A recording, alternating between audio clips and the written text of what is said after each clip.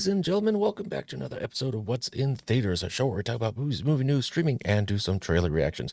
I am your humble host with the most, Jeremy Stone, with a face for radio and a voice for print. So, big shakeup at Warner Bros., as I'm sure you've heard that the DCU or the DCEU, as of right now, they're rebooting the shit out of it. And I think it's a good idea. Honestly, the DCEU films have been so mixed, so diverse of, whether you have mixed receptions to Man of Steel, you have mixed receptions to Batman v Superman, but everyone loved Ben Affleck's Batman. Shazam, a completely amazing and fun film, made like maybe $400 million. Black Adam supposedly losing money. The first Suicide Squad in 2016, garbage and pointless. The Suicide Squad better. Fabulous Emancipation won Harley Quinn, mixed receptions, not rather lackluster. But here's the article. Now I'm gonna put on the Texas speech because otherwise I'm gonna sound like a nitwit.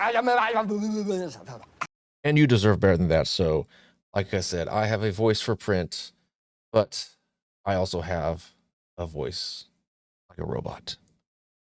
Patty Jenkins' Wonder Woman 3 not moving forward as DC Movies hit turning point exclusive. New DC Studios heads James Gunn and Peter Safran are in the final stages of prepping their multi-year plan ahead of next week's pivotal presentation to Warner Bros. Discovery CEO David Zaslav. And then I'll just, do the robo voice and then add commentary as I see fit and where it's needed. Call it DC Rebirth or DC Genesis. Maybe call it Identity Crisis or Flashpoint. These titles of past DC Comics event series aptly describe the state of Warner Bros. DC Movies, which are on the cusp of a new era but not before a potentially messy transition period. A cleaning of the slate is common when a new executive team is put in place to run a studio or division, but there is likely little precedent for the amount of Clorox James Gunn and Peter Safran could spray as they prepare to launch DC Studios and guide superhero movies for the next half-decade and beyond. I think that they're absolutely right. Sometimes you just can't repair it. You can't just, there's only so many band-aids you can put on a wound until you just got to sever the wound and just start fresh. Imagine like a junked up car. Yeah, you can bang it with a hammer and try to press the sheet metal back into form after, but at a certain point, it's like, we just got to start fresh. Go right from, just right from the get-go, right from the baseline. And apparently that's what they're going to be doing with the DCEU. It carries too much baggage, too much negative perception or reception to it. The duo in recent days flew back to Los Angeles from the snowy city of Aspen, Colorado, where they were huddled in deep planning, and now like holy figures coming down from the mountaintop, have sets of commandments or a DC Bible in hand, or at least a working blueprint. Gunn and Safran are expected to meet next week with David Zaslav, the Warner Bros. Discovery CEO who is radically reshaping the media company, and who hired the duo in October to lead a newly launched film and TV division. The pair will unveil to Zaslav a plan that is expected to lay out their vision, although much of their plan, which insiders paint as still a work in progress, and one that has yet to be approved, is being kept deep in the Batcave. Details of several possible paths forward are trickling out, and at least one path not being taken has also been revealed. Multiple sources tell The Hollywood Reporter that Patty Jenkins' Wonder Woman 3 is not moving forward and is considered dead in its current incarnation. And here's the thing, the first Wonder Woman, absolutely phenomenal. Wonder Woman 84, that was a big step down. I mean, it's not so much as it's a bad film, it's just when you compare it to the original, it's almost like night and day. And the whole like wishing stone and made this wish for all evil to go away or all wars to go away. And I don't know, when you kind of like reflect on it, it's like it follow its own logic. I don't know.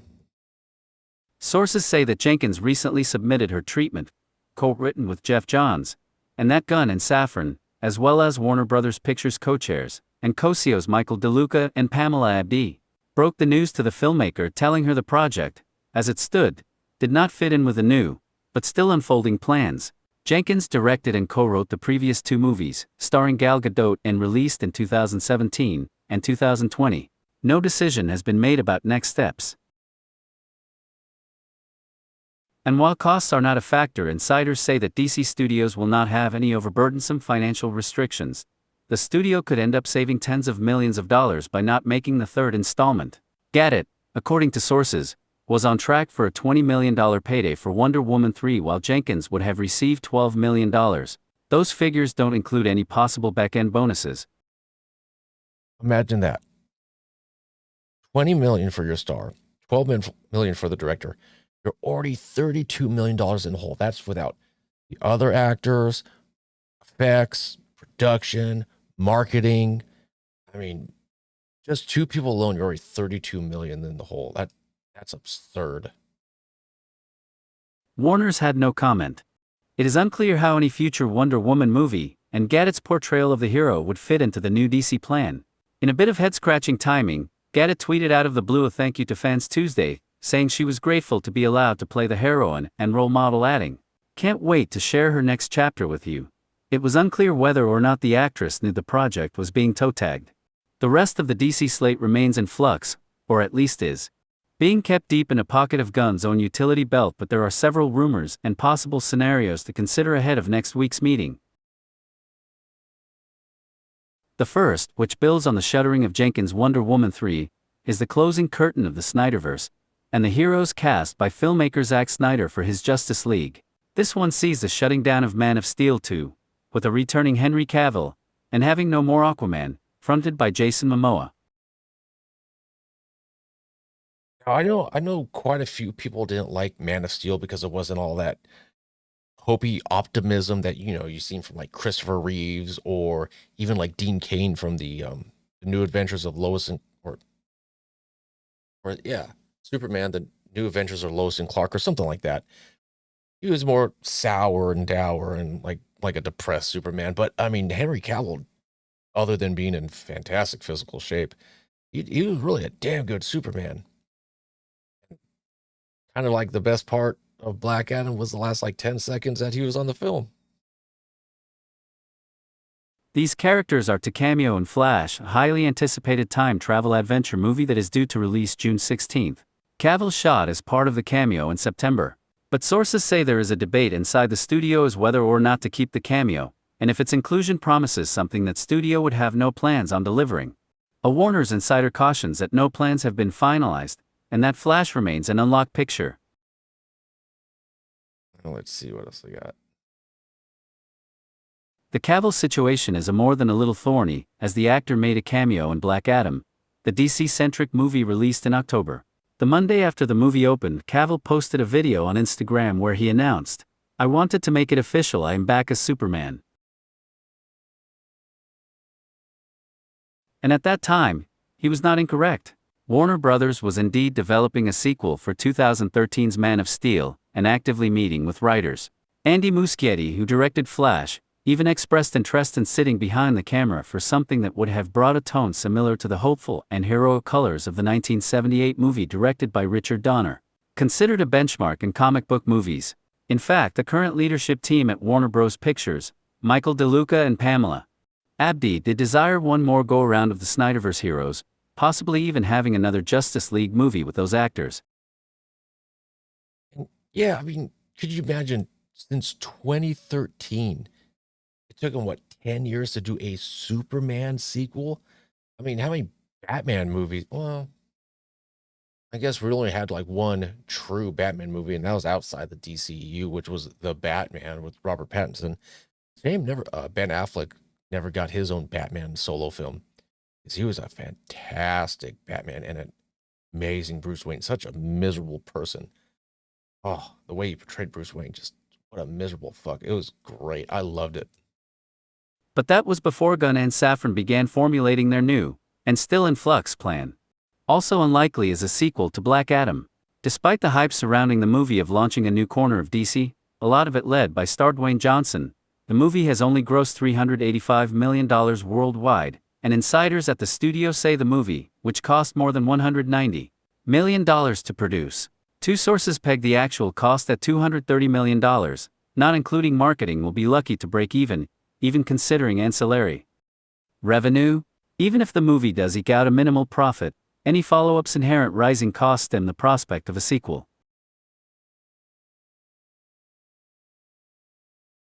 Johnson hoped to carve out his own piece of the DC pie, but multiple sources say his playing up of a returning Cavill and his own involvement with DC may not be endearing him to the new management. Johnson and Cavill are both managed by Donnie Garcia, who is also Johnson's producing partner. The perception of Adam turning a profit or not is a conflagration now being waged in public, with Johnson tweeting the movie would net over $50 million, after a Variety story said the movie would lose over $50 million theatrically. And here's the thing, like Black Adam's not terrible. It's just kind of a little boring. There's a lot of action, but it's a lot of just like mindless CGI means nothing action. It's just like, whatever. Momoa, meanwhile, could emerge as a pivotal figure in the new plans according to several sources. In one scenario, the actor would wrap up his days as underwater hero Arthur Curry with Lost City, due out December 25, 2023, which would be the final movie release that was made by the previous regime, but it would not spell the end of the actor's involvement with DC, with sources saying the actor would lead another movie or franchise. The character of Lobo, a foul-mouthed cigar-chomping intergalactic bounty hunter, has been mentioned in connection with Momoa. Whether or not Momoa does play everybody's favorite Bastich, Lobo emerging as a rising character early on in the conversation may point to the kinds of characters the Gunn Safran team may be focusing on. The character is an outsider and anti-hero, and is keeping in line with Gunn's specialty of taking the offbeat and quirky, and flipping it into crowd-pleasing fare. Part of the plan could entail a truly fresh start and having no baggage from any previous regimes as they set about resetting how DC movies and shows are made. That, however, does not take into account the possible success of movies such as Shazam, Fury of the Gods March 17, 2023, on which Safran is a producer, and Blue Beetle August 18, 2023. Would that plan include forging ahead without the actors who inhabit those characters, and recast them even if those movies prove to be box office hits? And here's the thing, like Blue Beetle, I don't know jack dilly squat about. Shazam, Fury of the Gods, I really like the first Shazam movie. So I'm hoping this one is as good, if not better, but it'll be interesting to see how when this this news becomes more accessible to the general audience. If they go, well, I was going to watch Shazam or I was going to watch something in the DCEU, but since they're going to reboot it, like what's kind of the point? I mean, instead of just looking at it like, hey, here's a good film to watch, even if it doesn't continue in that universe, it could still be a good film. But I'm just wondering how many people are like, no, it's either it's in the extended universe or it's nothing, all or nothing kind of mentality. I'm not saying they're wrong for doing that. Like I get it. Like if you want to invest your time and your money into what they were building as a shared connected cinematic universe, and it's like, well, this cinematic universe is going to end in like 3 films, and you might be like, well, I'll just save my money and time, and maybe I'll wait for it to come out streaming, or maybe I'll just go see something else. I don't know. Observers are convinced the plan calls for an interconnected story universe, and there is rumblings of the establishment of a creative brain trust. The brain trust may be already rolling in some capacity, as sources say that Safran had in recent weeks been meeting with writers at his Los Angeles home in an effort to hone the presentation, gathering feedback and ideas for the plan. One part that the Gunn Safran agenda seems likely not to touch, at least for now, is the Matt Reeves Batman universe, in which Robert Pattinson dons the cowl of the Caped Crusader. Reeves is writing the sequel to The Batman, which opened March 4th. The filmmaker is also overseeing the launch of 2 Batman series that spin out of his movie, including The Penguin. And that pretty much ends the story. But yeah, it'll be interesting to see if they create another DCEU. What will that DCEU have that Batman, and then Matt Reeves's Batman will be like just its own thing? Or are they going to base the DCEU off of what Matt Reeves has kind of established, like the tone and the realism of it? And let's check this out. Let's see. We had, because these are the DCEU films that came out in the order they came out. Man of Steel. I think it was a good Superman movie. I would have liked to see a little more hope and optimism, but I get it. A different Superman for a different era. Batman v Superman: Dawn of Justice. At first, I was like, "Oh, Ben Affleck as Batman." Bleh. He's gonna have his stupid Ben Affleck face with that always that weird like smile he does. Oh my god, he ended up being the best part of that film. He was such a miserable fuck. When like Alfred has like the he's rewiring the bat cowl and he's doing his voice changes like funnel very bottle blah, blah, blah, blah, and he just looks at him and just shakes his head like just he's so irritated and so miserable. Just give a fuck. I love that. And then the warehouse scene. Oh my god. Suicide Squad completely pointless. It crumbles under its own logic when you go, well, couldn't have they skipped this, and this just to go to there? And then you had Enchantress, like the wacky armed, you know, used car sale lot things. Uh, Wonder Woman 2017.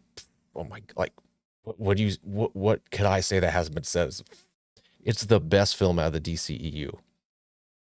Justice League, uh, very mixed, two different tones. That's because Zack Snyder's, I think his daughter, took herself out, and so then Joss Whedon from the first two Avengers took over. So the tone was different, but not that great. Aquaman, I didn't see, so I have no comments on it positively or negatively. I mean, it made $1 billion, so obviously it must have been great. Shazam, Shazam was so much fun. Just it's a kid who becomes a superhero, and you're looking at this movie through the innocence and wonders of an innocent kid who's been given the power of the god. Is freaking awesome. Joker, I mean non DCEU, but I mean Joker. Oh my god, Joker. Uh, Birds of Prey, the fabulous emancipation of one Harley Quinn. Never saw it. Trailers looked like hot garbage. Didn't care. Wonder Woman 84, big step down, especially compared to the first Wonder Woman. Big step down. Kind of crumbles under its own logic. Is too. Even the opening mall scene was like a little too much. Zack Snyder's Justice League, I actually never checked it out. The Suicide Squad, much better than this first Suicide Squad. Yeah, directed by James Gunn, and oh my god, what a weird, bizarre movie. You had like Weasel and Polka Dot Man and Starro, and it's like, what the hell am I watching? It is so entertaining. The Batman, little too lengthy for my taste, but whew, good, nice, good, miserable Batman. I like a miserable Batman. Justice League Super Pets animated, didn't watch it, not for me. And Black Adam could have been better, but not as bad as it could have been. So yeah. And then let's finish it off. Oh goodness, where's it at? With a little bit of this. The Flash spinoff, led by Michael Keaton's Batman, reportedly canceled. Like, damn. Now, it doesn't say The Flash is canceled with Michael Keaton. I guess it was going to be Michael Keaton just gets another Batman film, which, I mean, who doesn't love the Keaton? I mean, God, give us more of that. And look how fabulous this artwork is. That classic 89 suit. Once again, I'll do more robo voice on this. A new report claims that a spin-off of The Flash centered on Michael Keaton's Batman has been cancelled following recent shakeups at Warner Bros. Discovery and DC Studios. After leaving the franchise following Batman Returns, Keaton is set to suit up again as the iconic DC vigilante in next year's The Flash movie with Ezra Miller, while Ben Affleck's iteration of Bruce Wayne will also be back in the DC Universe installment. Keaton's Batman will have a crucial role in the story, with the Barry Allen-centric film exploring the multiverse. It would serve as a gateway for Keaton to reprise his version of Batman. It appears Keaton could have received his own Batman movie again as a spin-off from The Flash. As reported by the Hot Mic podcast, Jeff Snyder, The Flash scribe Christina Hodson had apparently been working on a new Batman film centered around Keaton's take on the Dark Knight. The project would have served as a reboot and continued exploring the Caped Crusader after the events of The Flash. It's unclear how far they got in the process of developing it, but according to the host, the film has now been cancelled. The Rap's Humberto Gonzalez has also followed up on the report, claiming it was a Batman Beyond movie that Keaton was set to headline. No one from DC Studios and Warner Bros. Discovery has commented on these reports. I mean, could you imagine? That would make more sense as opposed to, an older Bruce Wayne trying to still be Batman. It's like, no, this spinoff is going to lead to the Batman Beyond. So it's like, oh man, come on. Like, how great would, let's see, let's check out this. I don't know if this is going to talk about Batgirl or not, but I mean, to think that we could have had, that's the thing. I was always curious, like, if they did a Batman Beyond, would it be animated or live action? And if they do it, who is going to be their Batman Bruce Wayne? Is it going to be Michael Keaton, Ben Affleck, perhaps a new person? I mean, that would have been so great. That would have been so great to see Michael Keaton lead off to the Batman Beyond. When Keaton was tapped to bring back his version of Batman through the Flash movie, the idea was to have him as a recurring presence in the DCU. Initial reports claim that the DCU was eyeing Keaton's character to have a similar role to Nick Fury of the Marvel Cinematic Universe. However, it has been extremely unclear in the last 2 years whether that is actually going to be the outcome for Keaton's Batman. If it is true that Keaton was set to star in a Batman Beyond movie, this is the second big project that the actor has lost during his DCU tenure. The plan was to have Keaton's Batman as the new Dark Knight for the DCU after the events of the Flash movie, which would then lead into the Batgirl film on HBO Max, starring Leslie Grace. Keaton shot his scenes, and was spotted multiple times through set photos as Batman in what would have been Barbara Gordon's origin story. However, following the Warner Bros. Discovery merger, the studio made the controversial decision to cancel HBO Max's Batgirl movie, with Keaton's material now never getting a chance to be seen. And how I mean, god damn it, Yeah, I mean, I heard stories about that Batgirl just being absolute garbage. But to know that Michael Keaton would have had like that Nick Fury role, like the kind of the retired leader in a way, man, that would have been freaking killer. With 2 projects now lost, it's hard to imagine Keaton's Batman actually sticking around in the DCU after the Flash movie. However, it's still possible that he will somehow factor into whatever new version of the DCU will exist after the Scarlet Speedster starring film, just not as part of any Batman Beyond or Batgirl movies. Given the uncertainty about the DCU following several concerning reports this week about DC Studios' overhaul of the franchise, time will tell what will actually happen to Keaton's Batman. Despite the fact that DC Studios co-CEO James Gunn responded to the DCU reports, it remains to be seen if Keaton will be appearing as Batman again in the franchise after The Flash. Oh my god, I hope he does. Could you imagine? It's like, oh yeah, Michael Keaton, we want you back for The Flash and Batgirl and this Batman Beyond, and all of a sudden he just gets screwed over. It's like, oh, I was supposed to be in 3 projects, now I'm in 1. That would suck. So I hope they do it for Keaton. I hope they figure out a way to just keep him in there. Or if not, I hope they compensate him because, god damn it, it's Michael Keaton. He deserves it all. Anyways, a little bit of a longer episode, but thankfully you didn't have to hear me trumble. Jesus. English, motherfucker, do you speak it? Trip and stumble over my words. So thank you, robot voice. Anyways, what do you think about this DCEU just being, we're going to have Shazam Fury of the Gods come out. I guess we're still going to have Blue Beetle come out. The second Aquaman come out, but it seems like after that, and then the Flash, it's like, oh, it's reboot time, which, I mean, if they're going to reboot this cinematic universe after Flashpoint, I mean, that's like the best possible way to do it. I think that's the easiest way. And then the audience will go, oh, okay, well, we saw Flashpoint and we saw how he fucks with the timeline. And now we have new Superman and Batman. I mean, especially with all the nonsense Ezra Miller's been drumming up. Anyways, comment down section below. Let me know your thoughts. And as always, take care and take it easy.